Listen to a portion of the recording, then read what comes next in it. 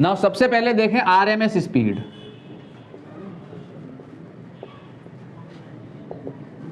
RMS speed में अगर मान लेते हैं v1, v2, v3,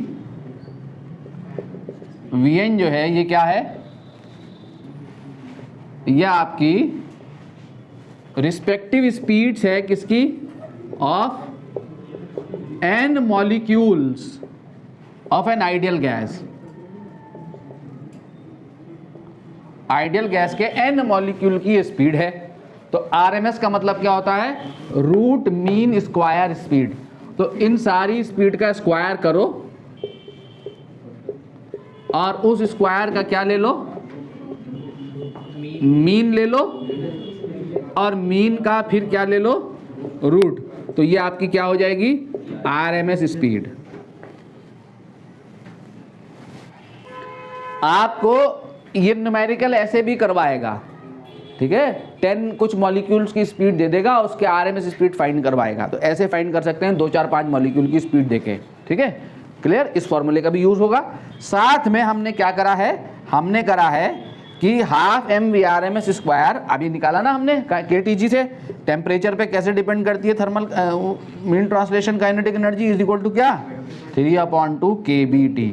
तो 3 से 3 कट गया, नहीं 3 से 3 नहीं 2 से 2 कट गया, ठीक है, 3 ऐसे ही रहा।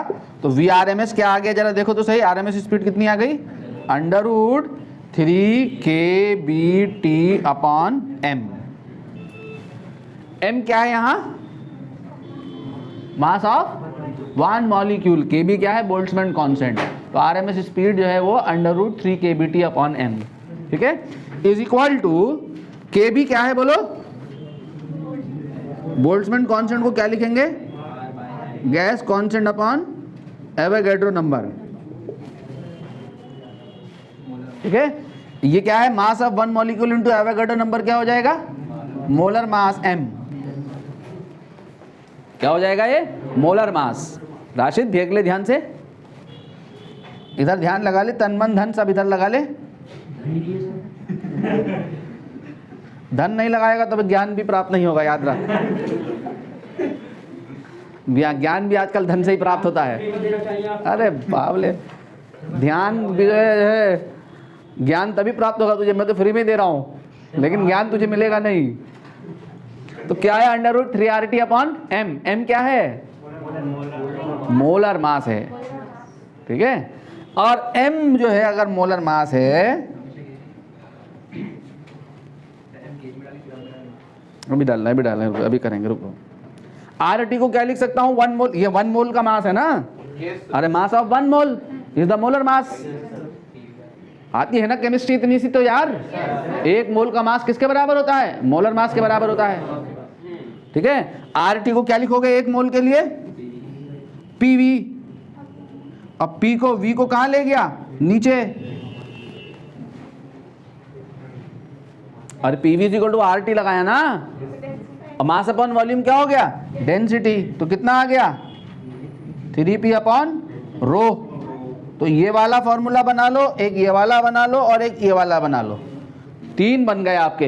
तो आरएमएस स्पीड क्या आ गई, जरा देखो ध्यान से, √3 kBT/m, यहाँ गैस के एक मॉलिक्यूल का मास है, is equal to √3 RT/m is equal to √3P/ρ। ये आरएमएस स्पीड है। जहां जैसे हालात हों वो फॉर्मूला लगाना। गैस के एक मॉलिक्यूल का मास दिया हो तो ये लगाना, गैस का नाम दिया हो, ऑक्सीजन, नाइट्रोजन, हाइड्रोजन, हीलियम वगैरह वगैरह, तो ये लगाना, क्योंकि मोलर मास पता लग गया। गैस का टेम्परेचर के साथ प्रेशर, डेंसिटी की बात करता हो तो ये लगाना। हालात के हिसाब से देखना होगा। अब सुनो मेरी बात ध्यान से, आर क्या है, गैस कांस्टेंट क्या है एसआई यूनिट इसकी, 8.31 जूल पर मोल पर केल्विन। टी क्या है, केल्विन में। तो m क्या है, मोलर मास। किसमें, एसआई सिस्टम में। जैसे ऑक्सीजन का मोलर मास O2 का मोलर मास कितना होता है, 32 ग्राम होता है। कितना होता है, ठीक है। तो याद रहे, put m in kg, put m and m in kg। बच्चों को इसको उसमें लेने की आदत है ना, जैसे फॉर ऑक्सीजन ऑक्सीजन O2 होती है ना, m is equal to 32 into 10 to the power -3। ये रखेंगे, 32 मत रख देना, ठीक है। 32 आप तब रख सकते हो जब रेशियो निकालना पड़े दो स्पीड का, तब आप ग्राम में रख सकते हो। रेशियो में तो कैंसिलेशन हो जाता ना इफेक्टर। लेकिन अगर स्पीड निकालना चाहते हो तो गैस का मास और मोलर मास और मॉलिक्यूल का मास केजी में रखना होगा यहां, ठीक है। नाउ एवरेज स्पीड,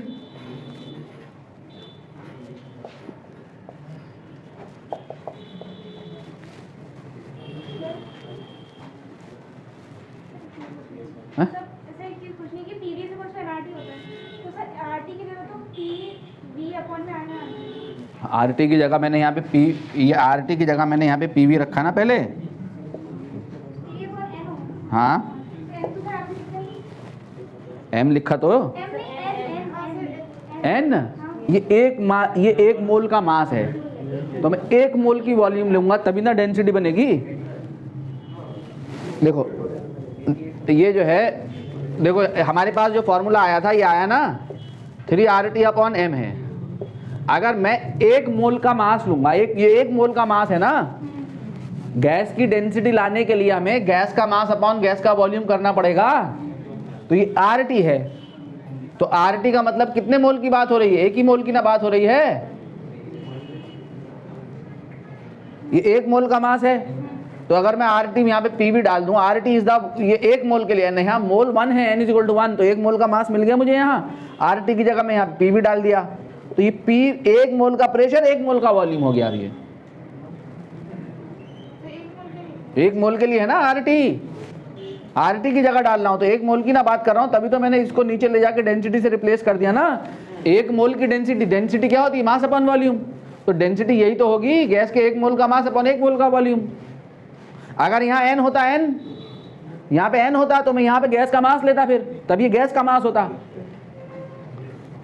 अगर ये गैस का मास है, तो यहाँ nRT/m आएगा ना। अभी भी ये PV ही रखा जाएगा, बट अब ये जो होगा m, ये गैस के 1 मोल का मास ना होके क्या होगा? गैस का मास हो जाएगा, ठीक है। तो यहाँ पे ये 1 मोल का मास है और ये क्या है? मोलर मास है। तो मोलर मास ही तो आया यहां से, Kb जो हमने रखा है।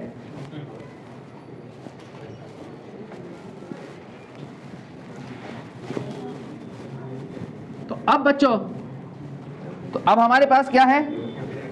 एवरेज स्पीड क्या होगी?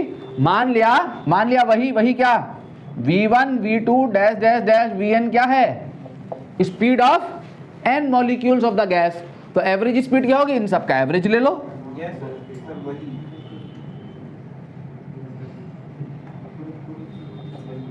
ऐसे अगर आपको नंबर ऑफ मॉलिक्यूल्स दिए हो, उनकी स्पीड निकालनी हो, तो ऐसे निकाल देंगे एवरेज, ठीक है। टेम्परेचर, अब देखो बच्चों मेरी बात सुनो, स्पीड कोई सी भी हो गैस की, उसमें kBTM RTM P/ρ तो आएगा ही आएगा, क्योंकि यही स्पीड है डायमेंशनली। RMS निकाला तो अंडररूट आया कोफिशिएंट में 3, एवरेज निकालूंगा तो अंडररूट में कोफिशिएंट कुछ और आएगा। स्पीड तो प्रोपोर्शनल kBT/m ही होगी।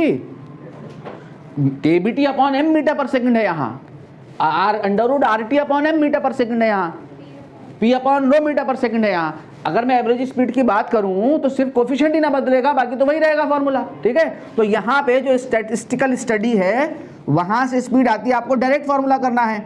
वहां से जो एवरेज स्पीड आती है, टेम्परेचर पे डिपेंडेंसी कैसी होती है? 3 की जगह 8/π आ जाएगा।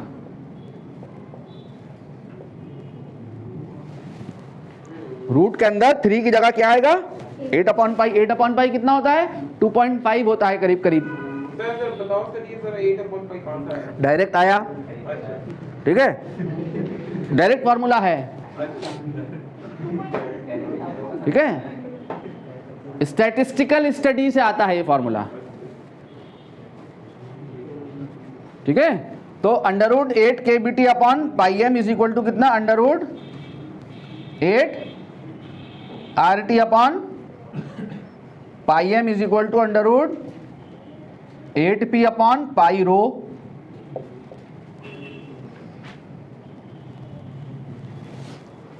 ये आ गई आपकी कौन सी स्पीड, नहीं नोट किया था क्या, नहीं कर लिया था। ये आ गई आपकी एवरेज स्पीड। अब एक लास्ट स्पीड है गैस की, मोस्ट प्रोबेबल स्पीड। बस 1-2 मिनट और, मोस्ट प्रोबेबल स्पीड।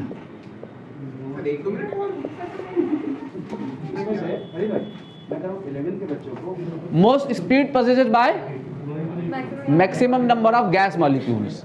मतलब क्या, मान लो गैस के पास 10 मॉलिक्यूल्स है ओनली, उसमें 2 के पास है स्पीड 2-2, 3 के पास है 7-7-7-7, 4 के पास, एक के पास 3 है, 2 के पास 5 है, फिर जो है 4-4 है, ऐसे है। तो मैक्सिमम नंबर ऑफ मॉलिक्यूल के पास कौन सी स्पीड है, ये है, तो मोस्ट प्रोबेबल स्पीड ही हो गई। ठीक है, ये कैसे निकलेगी,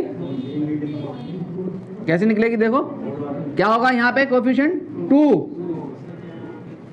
√, अच्छा सब जगह पे m और m किस में रखना है, kg में।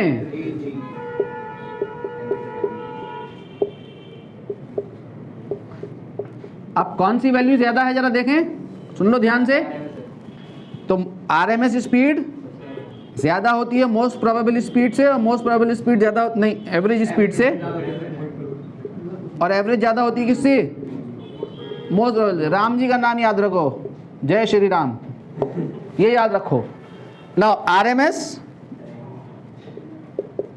और एवरेज और मोस्ट प्रोबेबल स्पीड का रेशियो जब हम निकालेंगे तो क्या आएगा, √3 √8 अपॉन पाई √2। √3 कितना होता है, 2.5। ठीक है, एक चीज और बच रही है समझो, मीन फ्री पाथ। इस पर न्यूमेरिकल और मीन फ्री पाथ, एक चीज, 2 चीजें बच रही हैं। ये चैप्टर खत्म हो गया, अगली क्लास में thermodynamics. Kinetic theory of gases में बच रहा है ओनली मीन फ्री पाथ। दिख रहा है उधर वीडियो में, है? मेरी फोटो की कोई बात नहीं, mean free path. The mean free path of a gas molecule, लिखो the mean free path of a gas molecule. ये बंद कर दो, ये वाली लाइट, ये वाली, ये वाली, ये वाली। अब सुंदर हो गया। The mean free path of a gas molecule may be defined as, the mean free path of a gas molecule may be defined as the average distance traveled, the average distance traveled by the molecule between 2 successive collisions.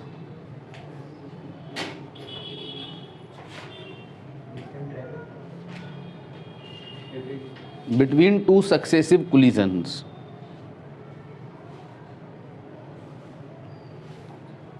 Between 2 successive collisions. ठीक है, gas का molecule अगर किसी भी container में gas है तो random motion में होता है ना, तो गैस के मॉलिक्यूल्स का आपस में क्या हो रहा होता है, कोलिजन हो रहा होता है।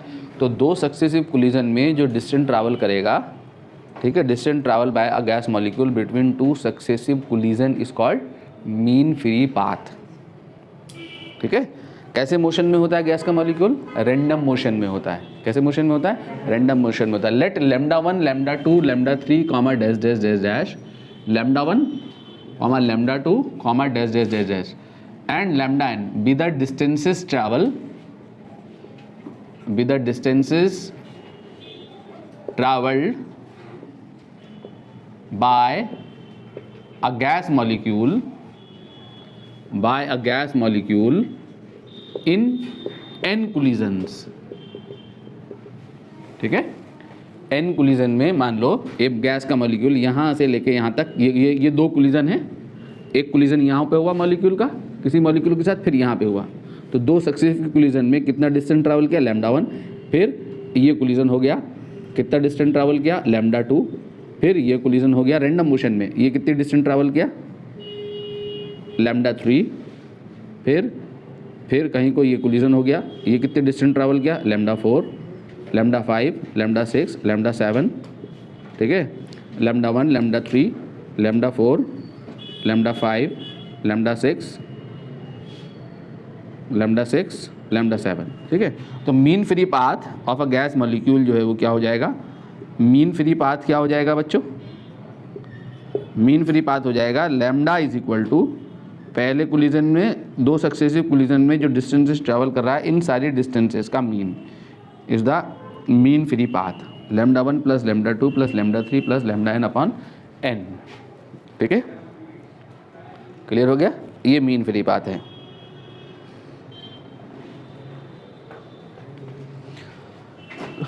ठीक है, लेकिन during the collision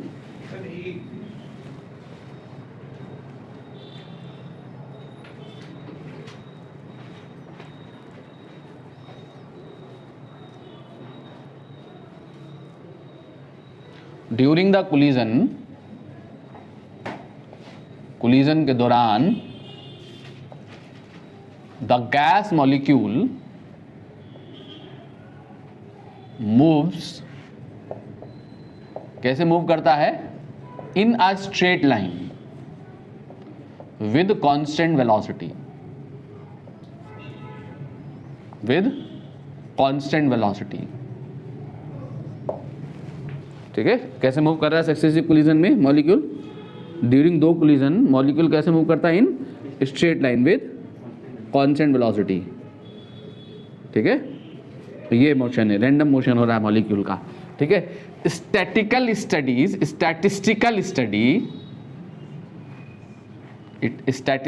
study shows the mean free path as following.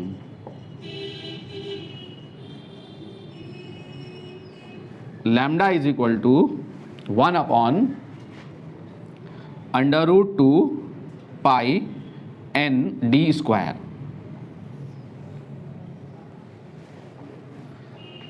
Lambda is equal to 1 upon 2 under root pi N D square, ठीक है। डी क्या है, diameter of a gas molecule, diameter of a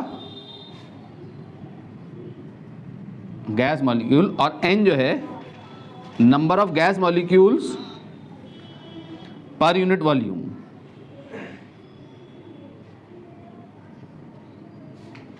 number of gas molecule per unit volume है n, ठीक है बेटा। ना n को मैं क्या लिख सकता हूं, नंबर 1 मोल के लिए नंबर Na अपॉन v, 1 मोल में कितने मॉलिक्यूल होंगे, एवोगाड्रो नंबर ऑफ मॉलिक्यूल होंगे, ठीक है।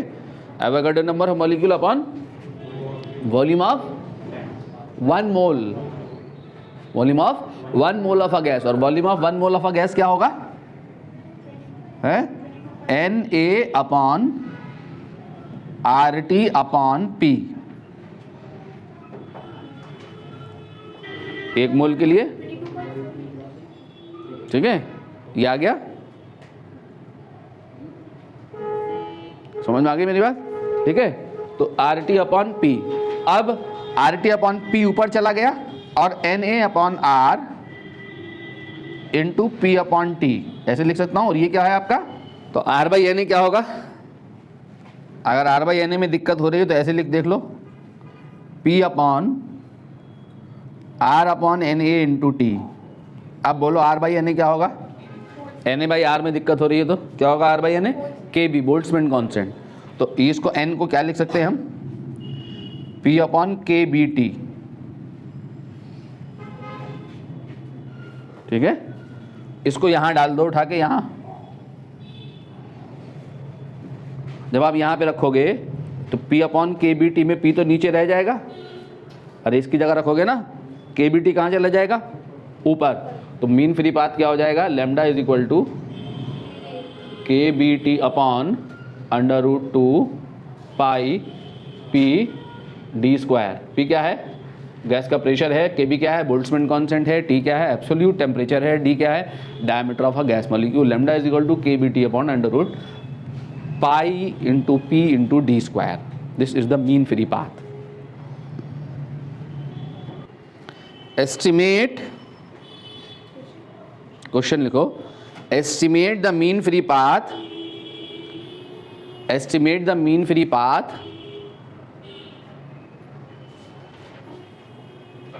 and collision frequency, mean free path and collision frequency of nitrogen molecule, collision frequency of nitrogen molecule in a cylinder containing nitrogen at 2 atm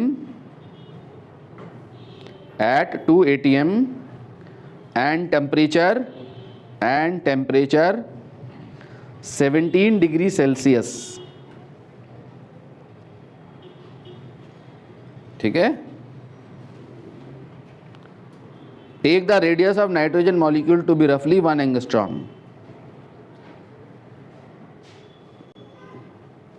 Take the radius of nitrogen molecule to be roughly 1 angstrom। कितने temperature पे? 17 degree Celsius. तो temperature कितना है? 17 plus 273 कितना हो गया? 290 kelvin. ये kelvin में है यार टेम्परेचर, ठीक है। के भी आप जानते हैं कितना होता है? के भी कितना होता है? 1.38 into 10 to the power minus 23 joule per kelvin, ठीक है। प्रेशर कितना दिया हुआ है? 2 atm। 2 atm को किसे बदलना होगा? पास्कल में। कितने से मल्टीप्लाई करके? 1 into 10 to the power 5। 1.013 into 10 to the power 5 होता है ना, तो 1 ले लो, ठीक है। इतना पास्कल या न्यूटन पर मीटर स्क्वायर। ये आ गया प्रेशर। डायमीटर कितना दिया? आ गया 2 एंगस्ट्रॉम। रेडियस दिया हुआ ना 1 एंगस्ट्रॉम है। 2 एंगस्ट्रॉम का मतलब कितना?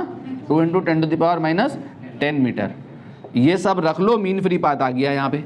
के B 1.38 into 10 to the power minus 23 into 290 upon इतना under root 2 into 3.14 into pressure is 2 into 10 to the power 5 and diameter is कितना?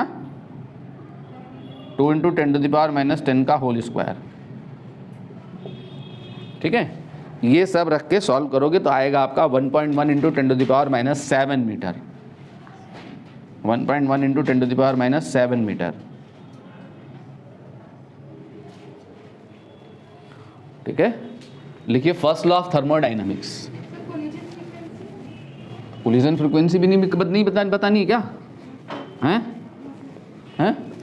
तो कोलिजन फ्रीक्वेंसी निकाल लो, टाइम ऑफ कोलिजन निकाल के, ठीक है। टाइम ऑफ कोलिजन क्या होगा? Time is equal to distance upon speed. Time is equal to speed क्या होती है? Speed of gas molecule. Speed हो जाएगी आरएमएस स्पीड, ठीक है। क्या हो गई आरएमएस स्पीड?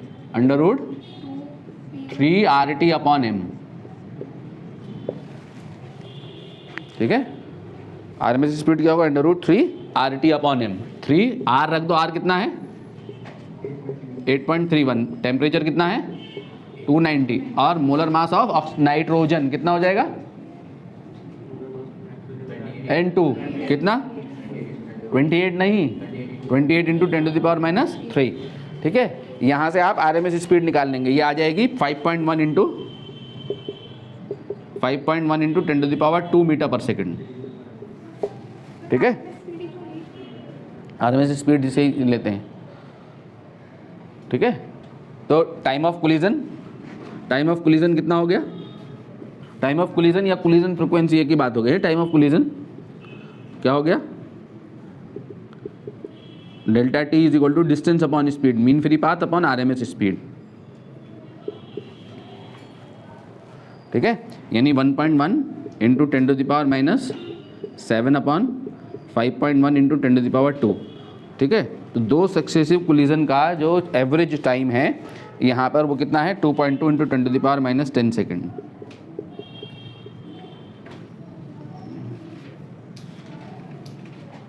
इतने सेकंड में एक कोलिजन हो रहा है।